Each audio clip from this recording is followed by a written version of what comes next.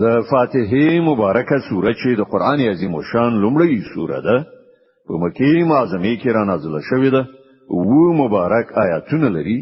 تلاوت او پښتو ترجمه یې له لومړي آیت څخه اوري اعوذ بالله من الشیطان الرجیم پناه وړم الله تعالی شړل شوی شیطان څخه بسم الله الرحمن الرحیم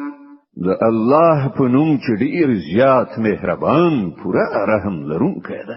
الحمد لله رب العالمین ټول ثنا ستاینه یوازې الله لره ده چې د ټول کائناتو رب دی الرحمن الرحیم ډیر زیات مهربان پوره رحم لرونکی دی مالک یوم الدین د جزا د ورځې مالک دی إياك نعبد وإياك نستعين اهدنا الصراط المستقيم صراط الذين أنعمت عليهم غير المغضوب عليهم ولا الضالين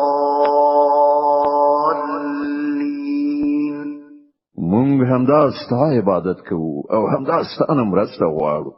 مونږ ته سم لار وښیه د هغو کسانو لار چې تا پرې پیرزوینه کړې ده